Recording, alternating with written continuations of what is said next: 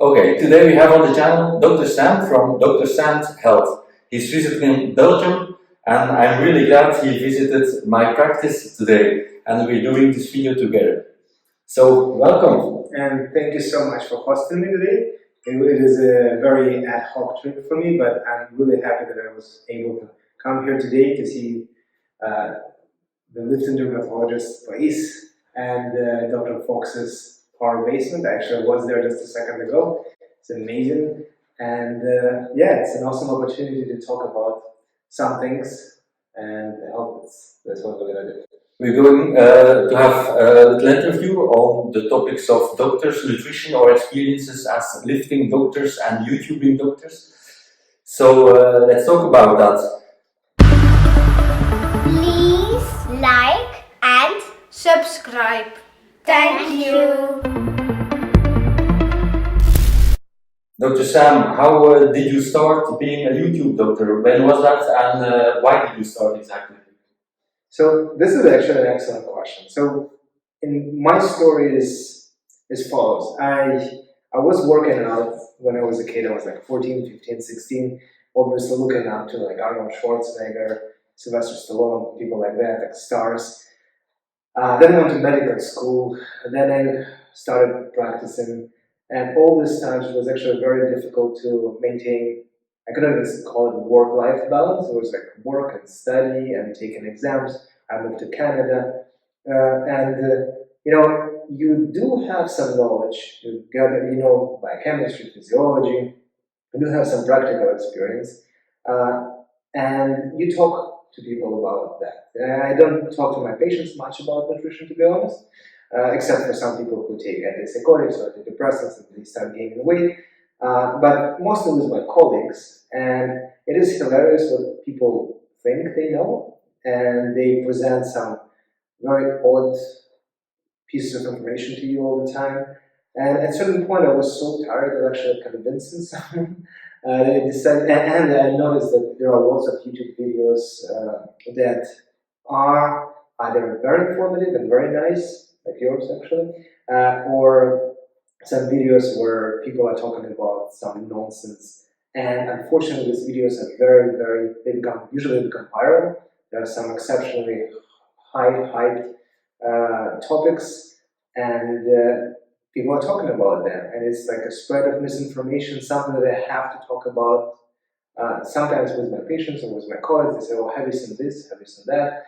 And I realized at a certain point that, if I want to pretend that I'm so smart, that I know all this stuff, it would be easier for me to actually make these YouTube videos and talk about certain topics, and I would be just referring people to that. Plus, I'm thinking about writing some book about nutrition.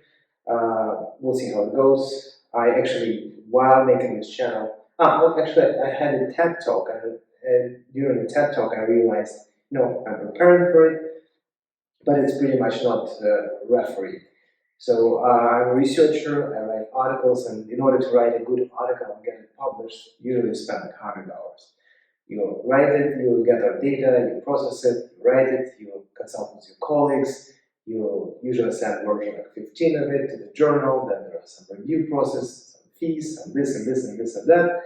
And I realized that with things like TED Talk or YouTube videos, you can actually present information in a very concise way, and there are much less barriers to presenting this information. Plus some topics, you can even write an article about, say, macronutrient intake these days, just because it doesn't make any sense. It's already published multiple times, but the general public usually doesn't have access to this, and that's the barrier I would like to overcome.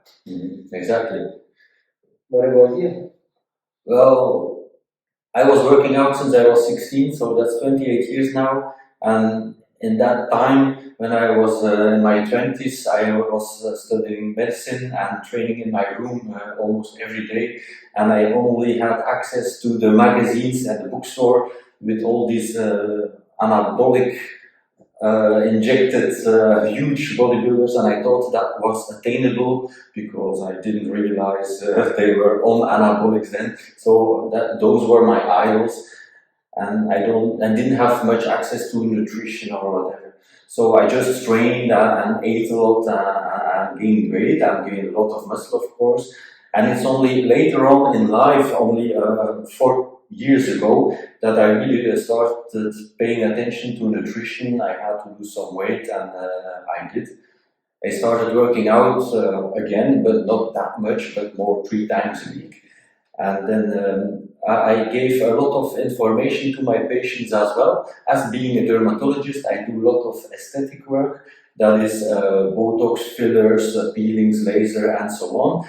But also cool sculpting, so that's cryolipolysis, that's freezing fat cells very localized on the belly or the love handles or whatever. So these patients that come in for these treatments always ask, how can I lose weight actually? Because I say, I can't treat you before you lose a lot of kilos, and then we can treat the rest with the cool sculpting. So I started giving them advice about diet and nutrition. So I started to write a folder. But I started to write this folder to give these people information. You just have to eat less calories than you burn, and you do sort of macronutrients and so on. But this folder turned into a book.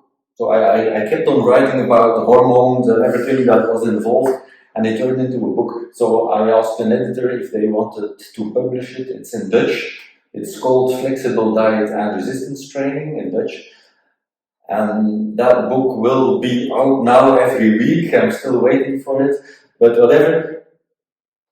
The editor told me beginning of 2018, why don't you start a YouTube channel, because that's even more active, interacting with your patients maybe, or the readers of the book will be interested in seeing YouTube videos. So I like making pictures, and I like working on the computer bits, being creative. So that's what I did. I started to make YouTube videos.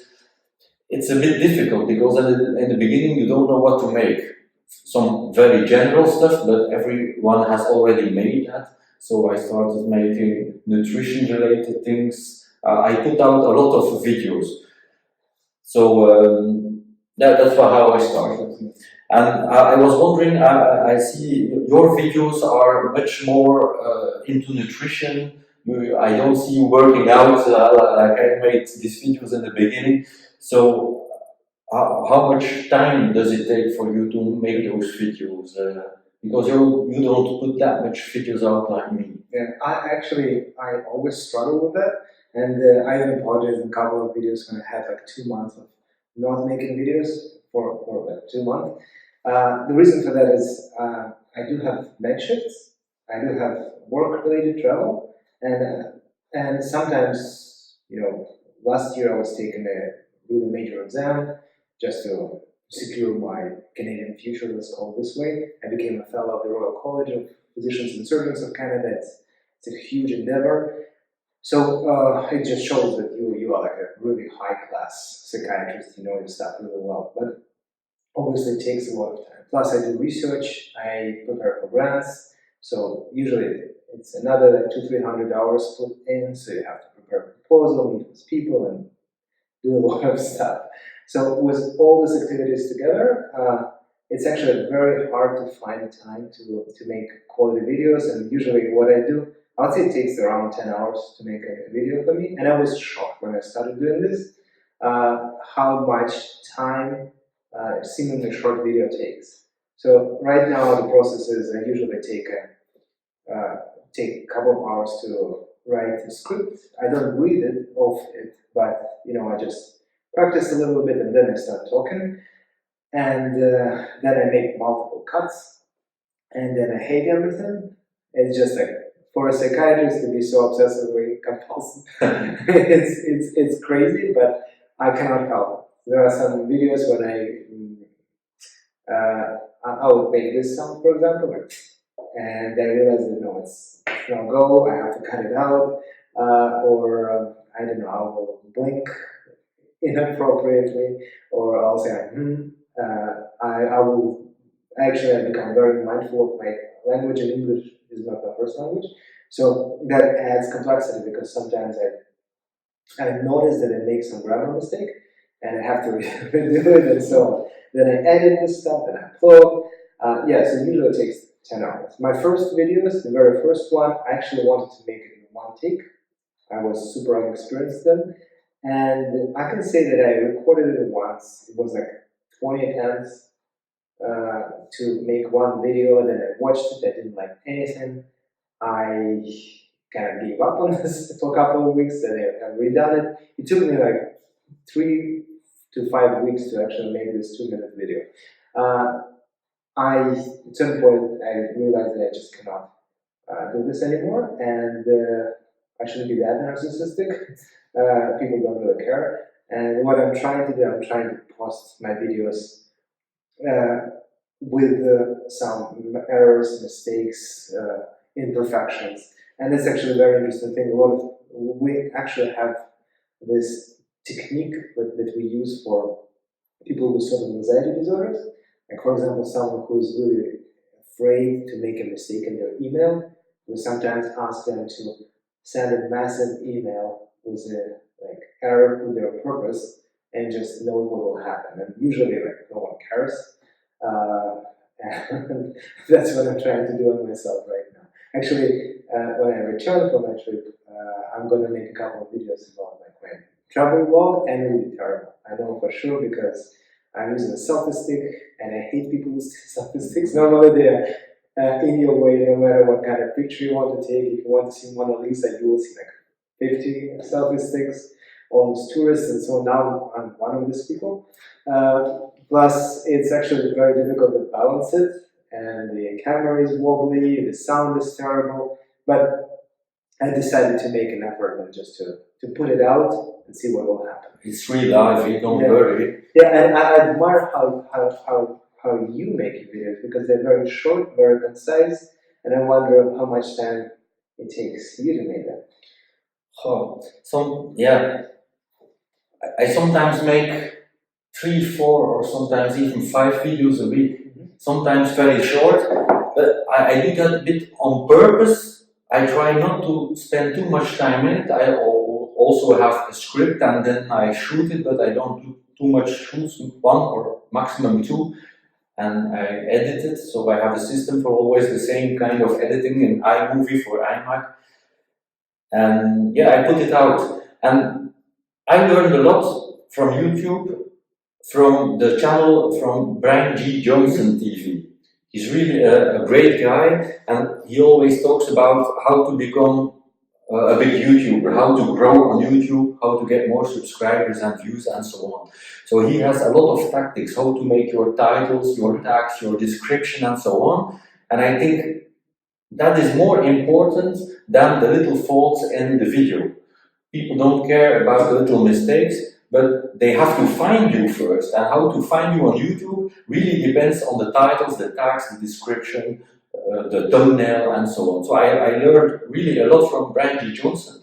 And he also gives the advice to put out videos on several topics within the same branch. So you have to find your niche.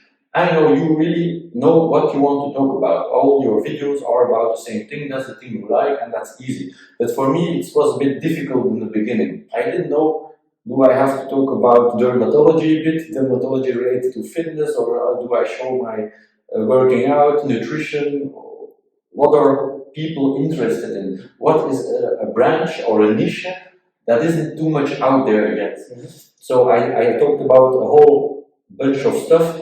And more I went into the hormone optimization, because that's also a bit anti-aging. It's good for your skin, it's good for health. You have to work out, you have to pay attention to your nutrition. So this hormonal optimization thing is really something that I find myself very interested in. So I got in contact with a lot of American, US and Canadian colleagues that are really into that. Testosterone optimization, thyroid optimization, yeah, I find that very interesting. So I contacted them, I started doing this kind of live streaming with them, and that's really an easy manner of making videos. Because you do a live stream, and when it's finished, you can't edit anything anymore, so it's just uploaded, and well, that's it. I actually totally agree. When I was making our mutual interview, it was so amazing because I didn't have to cut out anything. Just like you simply cannot, would be wrong. and I literally was forced to ignore all my imperfections, and I realized a couple of things that my camera that I used for this was terrible. Was some I don't know. At a certain point, the channel went to like 360p, very low resolution, and I just realized, well, I cannot retake it anymore. It's like one in a lifetime opportunity, so I had to post it this way. It was very therapeutic for me. And I noticed that you kind of rebranded your channel a couple of times. You started as this power basement, and then you moved to other things. Yes, at the beginning it was Fox Power Basement because I wanted to talk about working out and power training, but then I changed more to health and dermatology, and now it's going really into the hormonal optimization. And I used first the Fox Power Basement, but I thought I have to make something special, and then I I am the Lifting Dermatologist, so I'll use that title, and I think it's a better title for the channel. Yeah, and actually you brought up something. I plan to do a series of workout videos, but again, I have to overcome some perfectionistic features, and I have to set up the light really well. And actually, right now I'm preparing for the Certified Strength and Conditioning Specialist certification through NSC. And at a certain point, I just will use the book, the techniques they use to actually make a series of educational videos on that. And I just believe that it's a very nice experience even for myself as a lifter to have this exercises done on camera, so you can watch and analyze your own physique, and you literally have to do it perfectly, right? And speaking of hormone optimization, there is one big theme or misconception about physicians. I would call it theme because we have to show that it's actually it is a misconception that physicians are so sold to pharma that we pretty much all our job is to push pills. I'm a psychiatrist. I actually do see a lot of patients who would come to me and say, you doctors just push pills, and I'm pretty sure that's something you experience in your life. And as YouTubers, I actually had several emails from people criticizing the work of Dr. Sam Robbins because they thought I am him.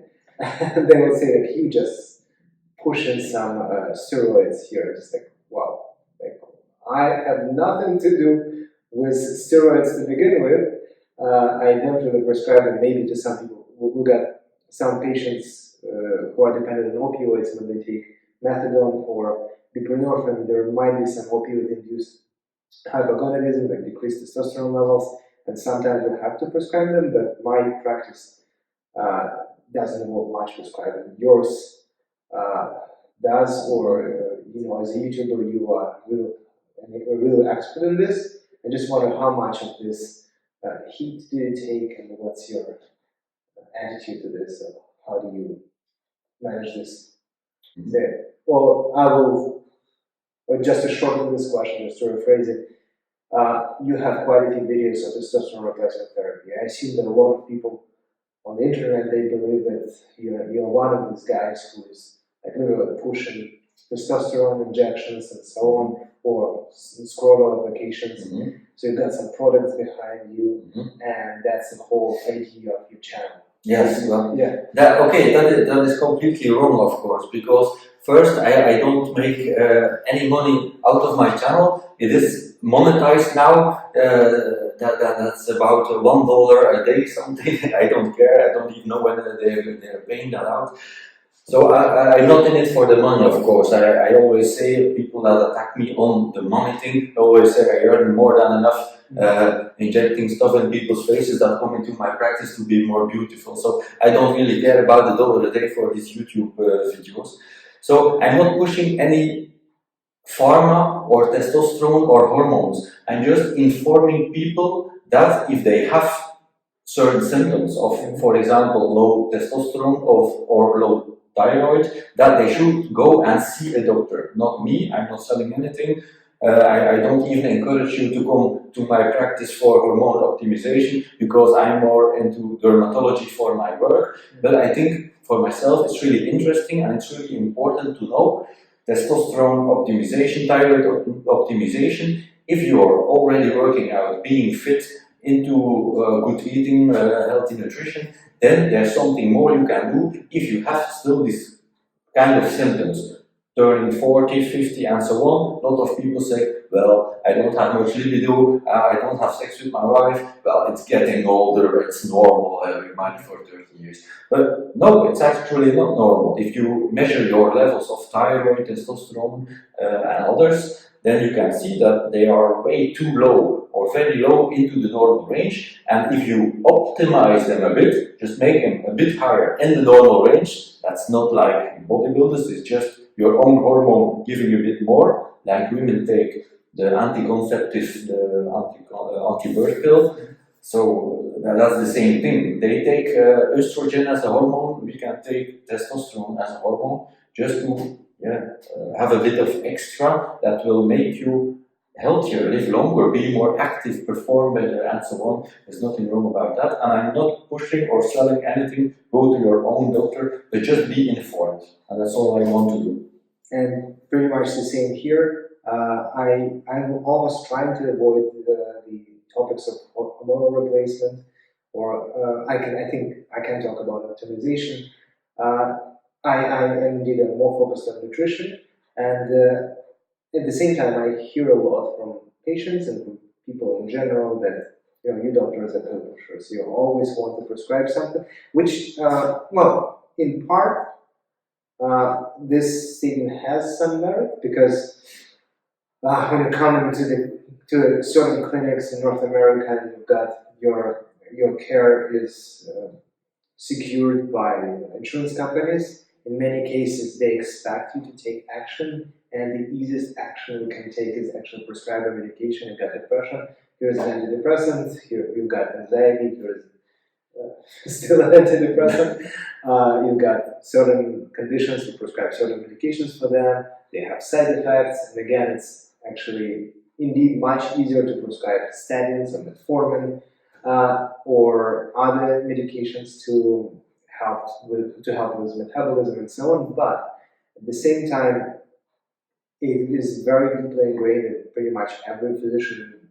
I can say that both in Europe and North America, that we should use biopsychosocial model to address biological aspects of any disease, but we should always address psychological aspects, social aspects, and since I'm a researcher, I know really well about social determinants of health, and we know for sure that even certain changes in the environment can have tremendous effects on someone's health.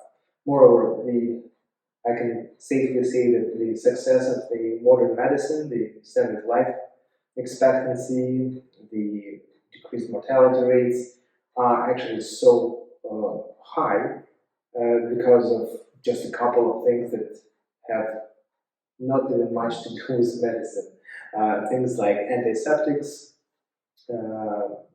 antibiotics, it's microbiology, not medicine. But since people discovered these things, our life quality and life expectancy has went up. And as a psychiatrist, I have to use psychotherapy and non-pharmacological approaches. And in every guideline that we have, we always start with psychotherapy. Sometimes we might start, for example, with antidepressant when it is a very severe depression, the person is suicidal, and so on. But in the majority of cases, non-pharmacological methods of treatment are at least 60-70% of our treatment. Yeah, and again, as yourself, I'm trying to, on my YouTube channel or website, I'm trying to inform people. I'm trying to actually look at different things and to, take my perspective and share it with people. And I believe that is my niche because I am actually very qualified to do scientific analysis of things. I was talking about this study of Dr. Ornish, And I was shocked myself when I started reading the study that there are so many things that are unacceptable in the scientific world these days, but these things are propagated through scientific literature, let alone number of groups of people like vegetarians, vegans, who are claiming that this study is showing that the vegetarian diet is reversing heart disease, which is not exactly what the study shows. Yeah, things like that. Okay, very interesting, thanks. Okay, Dr. Sam, thanks, that was very interesting. So let's end this interview here, and we'll do a second part on Dr. Sam's channel that is called Dr. Sam's Health. I'll put the link in the description and also on the end screen. So thank you, and see you in the next video. Thank you, and we're going to film it right away. Okay, thanks.